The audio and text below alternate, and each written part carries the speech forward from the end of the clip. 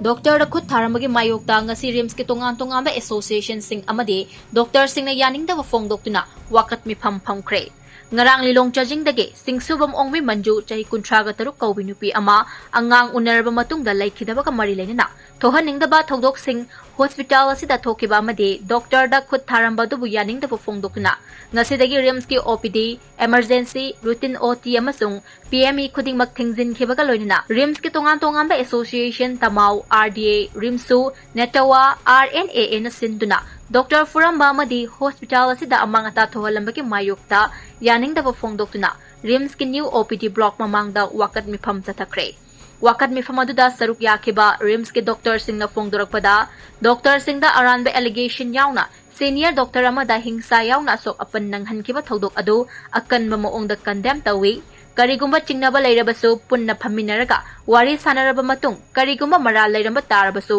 logi oiba chairak adum phangba yai adubu miyamge ana layeng gidamak leiriba Dr. Singda hekta khut thaba haibasidi yamna laibak thibani hospital da violence tawbasna maram oiraga mafam asida anaba kayada akki akhang pibada natana healthcare provider singna masagi mathau pangthokpadasu chauna khudong chadaba ama oihali karigumba chingnaba amadi nungaidaba leiba khuding phaminaraga solution ama puraknaba hotnaminasi haina phongdorakle loinana Rims ki OPD amadi emergency thingbagi strike asina maram oireka hospital asida anaba yengba lakpa singda chauna khudong chadaba kaya amadi mayoknare anaba yengba lakpa miyoi kaya layengba phangdana hankhibagi mami chauna takhi adumapo hanadagi hospital asida layengduna lakhiba anaba singi oinadi strike asina komthokpaga loinana makhatana layeng adumak chathari mafam asi Rims ki emergency ward mamangdani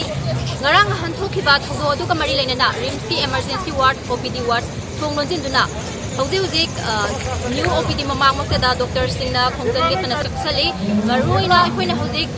layeng balak pamiyoi singsu masigi strike asina maram oraga mayum mayumda hanabiki saktamasu aikoina ubo phangi adumako strike asina di hanadi layeng duna lak pamiyoi singdi konsindi adu kumakhata na khongjang asi jangsin haibagi Dr. Singdagi maikadi di khongdori Tauriba pot khudimaksida pena laksaning badi saigi patient gi pen daba nunggi nuai taba sympathizing gi nuai taba leiba yaw ko matam pena paigi su grievance la koi lejai dimski pen daba nuai taba sing do madu du restart ho gaga madu gi inquiry the further ma gi legal proceeding khai bata madu satharaga matam ma gi leiba problems indu khangdo madu da soyangam yawbudu gi matungin na khangam thokpa dai tapiba amasung madugi rai do dang tawdana sum satharaga lakhani aduna haijaning badi akhoi magi due process of grievance numai taba pen da bu officially start tawraga madugi khanaraga tanaraga peaceful manner da sum badu puthoraga aran badudi magi mafam tare ngai tawdana khoi thabak si pangthoga samla adu nahangi particular day sidadi sai kai physical assault ma yaw bese kai noi do kai aro topata man da hai ga dia kaina attempt to murder bo hai ba ya ba yam sa ba physical assault ma healthcare provider da ma duty tawringai matam da mangona da na tobi bese violence akhoi asinataba root amadu da tobi bana pagani level violence ni tobigano haida sagi wa khalon apaina machine ni sigi protest se fit tobjabane violence nataba means atai tobiba tamta phagi social ngi side tagi su tampanamta achamba prada da phangan li ba haida se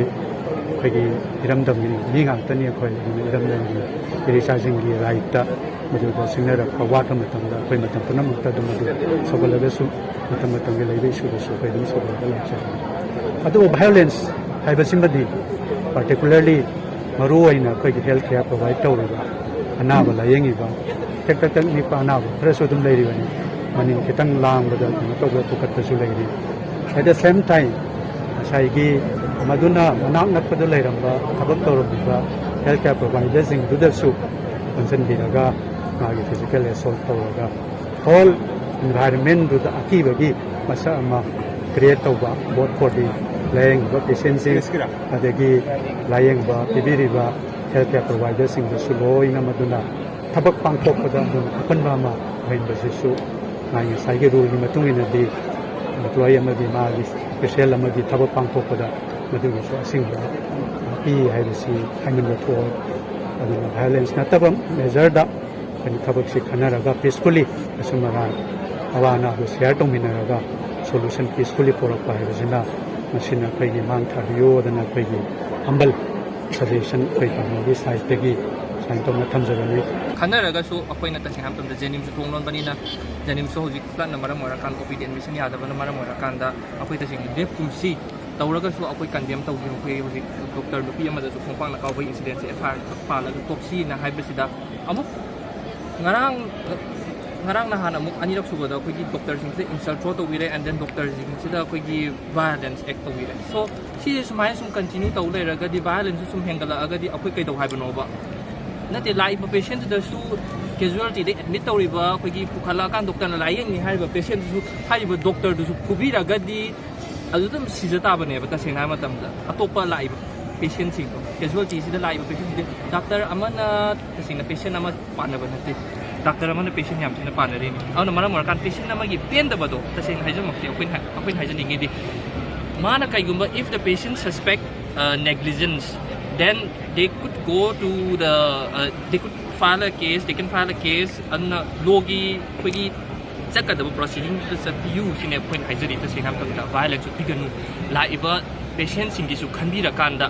khoi gi minum si popiu not only the doctor tu na layeng ga doriba patient atop sing gi su minum si popiu sine maru ni praja sing ha khoi haijani ni doctor hat lo doctor kai ga hat da di